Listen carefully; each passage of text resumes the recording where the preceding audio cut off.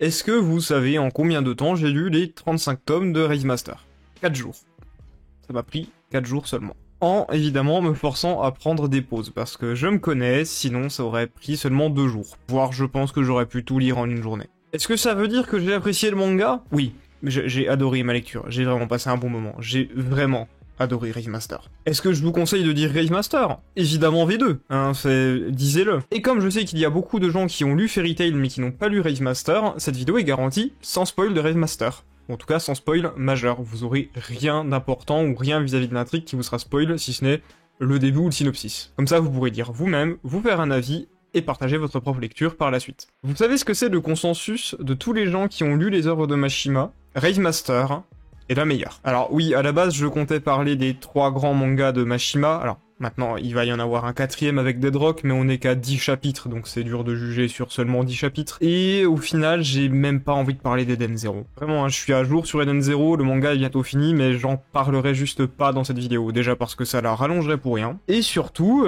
parce que j'ai pas aimé Eden Zero. Le manga partait super bien, c'était du très très bon, c'était même limite, et je pense que le début était même meilleur que Fairy Tail, et l'auteur a fait un choix plus que discutable. Pas dire extrêmement mauvais à mes yeux. Le genre de choix qui trahit tellement le lecteur que moi ça m'a dégoûté de la lecture au point de ne même plus réussir à apprécier le manga. Et je ne donne pas la nature de cette décision pour ne pas spoiler. Je vous invite à lire vous-même, vous faire votre avis, mais sachez que moi j'avais les sourcils tout froncés et j'étais très énervé. Donc, désolé pour les fans, on ne parlera pas d'Eden Zero. Seulement des 2 meilleurs mangas de Hiro Mashima à mes yeux. Ces 2 premiers, Rave Master et Fairy Tail. Bref, Rave Master est le meilleur manga de Mashima.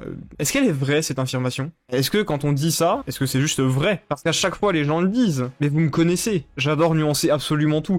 Donc je vais nuancer sur ce point-là aussi, parce que je suis quelqu'un de relou. Rave Master est meilleur. Non, j'arrive pas à le dire, je peux pas le dire comme ça, c'est impossible. Je ne pourrais pas le dire comme ça, non, je peux pas. La vérité, c'est que je déteste comparer des œuvres différentes entre elles. Mais là, c'est 2 mangas du même auteur, et c'est, je pense, le seul moment où c'est cohérent, voire un minimum intéressant de créer un parallèle, de débattre et de comparer un petit peu les 2 œuvres. Parce que ça montre un petit peu l'évolution de l'auteur, comment il écrit, comment il dessine, tout ça. Mais pour le coup, même en sachant ça, avec Rave Master et Fairy Tail, c'est limite pas possible. Et c'est pas possible pour une raison on ne peut plus simple. Les 2 mangas ont une ambiance et ont un propos tellement différent que ça ne fait juste pas sens de les comparer. C'est 2 shonen neketsu, mais c'est 2 shonen neketsu strictement différents. Et pour cette simple raison, je peux pas en mettre un au-dessus de l'autre, c'est pas possible. Pour autant, je vais quand même un petit peu comparer et mettre en avant les points négatifs et positifs des 2 œuvres, parce que les qualités que Rave Master a, Fairy Tail ne les a pas forcément, et les qualités que Fairy Tail a,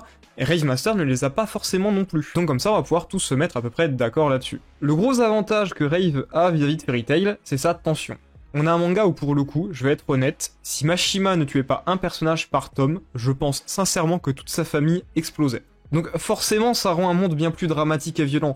Et je pense que c'était sa volonté, un manga qui donnait un message d'espoir vis-à-vis d'un monde perdu. Ça rend des persos bien moins enfantins et bien plus matures, mais ça implique d'autres soucis. Je sais que vous allez pas me croire quand je dis ça en parlant de Mashima, mais parfois il tuait les persos trop vite. Il y en a certains, la relation se développe à vitesse grand V, hein. Leur évolution est paf, 2 tomes après ils sont morts. Même pas, 1 tome, 3 chapitres, hop, fini. Une autre fois, un personnage est super important et on le voit pas pendant 10 tomes, il revient après, il meurt. C'est tout.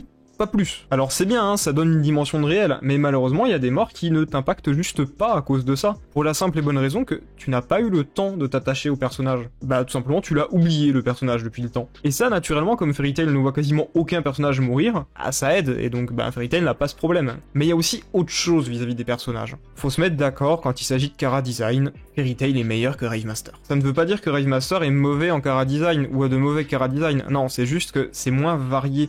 Les personnages féminins dans Rave Master, j'ai l'impression qu'elles se ressemblent toutes. On peut d'ailleurs faire un petit peu la même réflexion vis-à-vis de One Piece. Non, parce que tout le monde compare Mashima et Oda, c'est pas les mêmes personnes. Non, Mashima n'a jamais été l'assistant d'Eiichiro Oda. Arrêtez avec ça. C'est faux, il l'a démenti, il n'a jamais été l'assistant de qui que ce soit. Mais même avec ça, les personnages féminins, ils se ressemblent pas mal. Et les personnages en général, sont même plutôt lambda quand on regarde bien, et ben, ça t'impacte moins quand tu vois ces chara-designs-là. Vous voulez que je vous le prouve? On va faire un jeu très simple pour ceux qui ont lu les deux mangas. Et on ferme les yeux et que je donne des noms connotés. Écharpe, piercing, clé, armure. Naturellement, vous pensez à Natsu, Galjil, Lucy, Erza. Et pour Rave Master, les codes, ça va par exemple juste être les armes des personnages. Épée, tonfa et lance. Ce qui va surtout marquer avec le personnage, c'est ses techniques plus que le personnage et sa dégaine en lui-même. Pour Fairy Tail, les designs étaient, je trouve, beaucoup plus impressionnants et marquants, et je vais me répéter, je sais que je parle tout le temps de ce personnage, mais honnêtement, le meilleur design que Mashima ait jamais proposé, ça reste encore celui de Mist Gun à mes yeux. Et ne me faites pas dire ce que j'ai pas dit, dans Rave Master, il y a des personnages vraiment marquants, avec de très bons chara-design quand même. Mais comparé à Fairy Tail, où c'est pas rare que je m'arrête sur une planche pour admirer le chara-design ou l'introduction d'un personnage, Rave Master, c'est assez rare, ça a dû arriver juste quelques fois où je me pose et je fais waouh. Il est quand même vachement stylé celui-là. Alors que dans Fairy Tail, on te présente Acnologia, les démons du Tartare, les Dragon Slayer, tu vois direct un truc, tu comprends que ces personnages vont être importants. L'autre souci avec les personnages, c'est le cast. Dans Fairy Tail, t'as tout le cast en quelques arcs à peine. Dans Rave, des personnages qui rejoignent le groupe de base, t'en as encore sur les derniers tomes. C'est cool, mais moi j'ai juste pas le temps de m'attacher à eux. Quand t'arrives sur la fin du manga, on te bourre d'informations, il y a plein de révélations et tout, donc moi si tu m'introduis un nouveau personnage, je vais juste le zapper, ça va pas m'intéresser plus que ça. Et à mes yeux, c'est d'ailleurs ça le deuxième gros point où Fairy Tail a mieux fait que Rave, et pour le coup c'est surtout parce que Rave, c'est le premier manga de l'auteur. Le début de Rave, c'est lent. Avant cette vidéo, j'avais déjà essayé de lire Rave au moins 2 fois, et j'ai abandonné respectivement au tome 1 puis au tome 3, parce que j'arrivais pas à m'intéresser à l'histoire. Je n'y arrivais juste pas. Alors que Fairy Tail, dès le premier chapitre, t'as l'histoire avec Lucy, avec Natsu, le faux Salamander, la guilde de Fairy Tail en elle-même, t'as toute une légende qui se crée autour des personnages, les Dragon Slayer, l'aura qu'ils ont, et du coup t'es directement pris par le récit. Beaucoup plus rapidement et efficacement qu'avec Rave. Rave, ça a eu ce souci symptomatique des premières œuvres qui balbutient un petit peu. L'auteur se cherche et surtout il cherche à comment bien mettre en place son récit, ce qui parfois perd un petit peu de lecteur.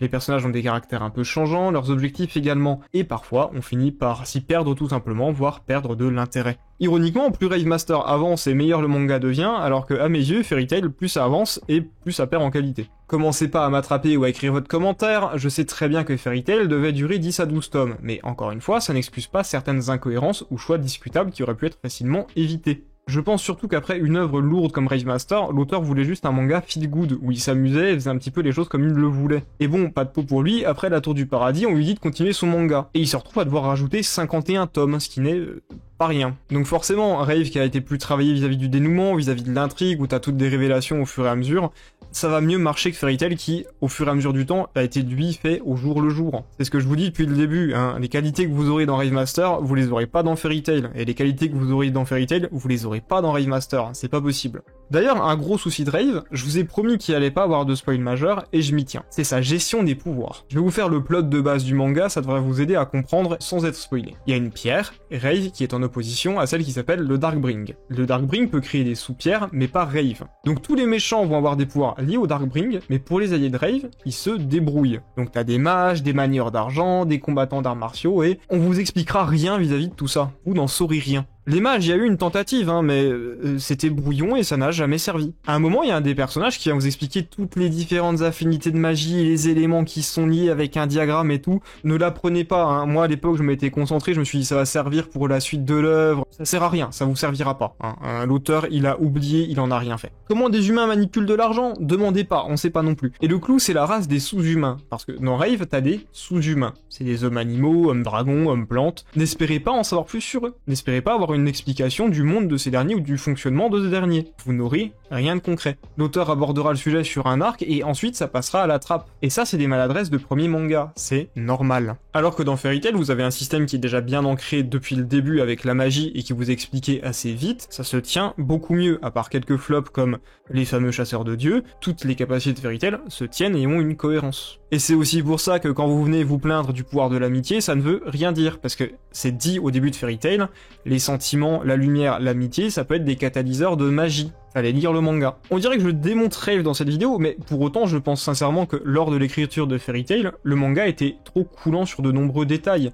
Relations entre les personnages qui n'évoluent pas ou trop peu, personnages qui une fois leur arc narratif terminé finissent au placard, arc de qualité en dents de scie, le héros qui oublie son objectif une fois sur deux, les méchants inintéressants au possible pour la plupart. D'ailleurs Rave fait mieux là-dessus. Alors des méchants t'en avais de limite trop, mais au moins ils avaient tous un but différent. Et c'est souvent relativement cohérent ou bien fait. Là où Fairy Tail, tous les méchants de la première partie vont être liés à Zelef et à la recherche de ce dernier. Et c'est tout. Donc autant vous dire qu'on finit par vite tourner en rond avec les méchants de Fairy Tail. Surtout que je vais être honnête, et je sais que beaucoup vont pas être très contents, Zelef, je l'ai jamais apprécié. Même outre ça, Mashima dans les deux cas, il sait très bien créer et développer des personnages, là-dessus y a pas de souci. Mais j'aurais tendance à trouver ceux de Rave plus crédibles, sachant que leur monde et leur vécu, il est plus réel et plus violent. Là où dans Fairy Tail, on est dans une guilde de potes, on s'amuse, on rit, on passe un bon moment, les personnages sont plus attachants. Les deux mangas ont de grosses qualités et de gros défauts tous deux, ils sont différents, mais ils sont présents. Fairy Tail par exemple ne développe et n'utilise pas assez certains personnages, il ne développe pas le monde autour de Fiori, alors que pourtant on a tout un continent complet. Il y a pas mal d'incohérences qui surviennent, et surtout il y a un manque de tension générale qui se dessine au fur et à mesure de l'œuvre. Là où Rave, pour le coup, les personnages ont des chara-design qui sont moins marquants, et ça commence bien plus lentement, voire bien trop lentement. Le récit a un rythme très compliqué et complexe, c'est beaucoup trop lent au début, et à la fin vous allez aller, même à l'inverse, beaucoup trop vite. On va être inondé d'informations à tel point que, on finit par en oublier des trucs. Mais même en mettant des balayettes à ces deux mangas, en maintenant que je les adore, et c'est le cas, je les adore, je tiens à rappeler ce que je disais au début de la vidéo. La comparaison est difficile. Et au final, j'ai même menti, la comparaison elle est même pas si pertinente que ça. Parce que Mashima le dit lui-même, Fairy Tail pour lui c'est une œuvre pour passer un bon moment, pour se détendre et rire un coup. Elle est pas là pour être dramatique. Bien qu'aux yeux de la majorité des gens, elle aurait pu et elle aurait même dû emprunter certains côtés sombres de Rave pour être plus marquante, et justement plus plaisante à lire. Rave à l'inverse aurait dû bénéficier de l'expérience de l'auteur dans les chara-design, la mise en scène et la narration. Toujours est-il que, évidemment, je vous conseille les deux œuvres qui sont plaisantes à lire et pour des raisons totalement différentes. Après cette conclusion bien trop complexe, je vous propose de détendre un petit peu l'atmosphère. Siegart est incroyable, Musica, c'est Grey qui a fini sa crise d'adolescence et qui arrête de chouiner en faisant le gosse emo pour rien et c'est vachement bien, mais surtout, Mashima, pitié, si Miss Gun n'a aucune forme d'utilité, fais-lui au moins faire un backflip avec son bâton de mage comme chaque mâle a fait dans Rave Master. C'est tout ce que je demande. C'était Béléus, et je vous dis salut à tous.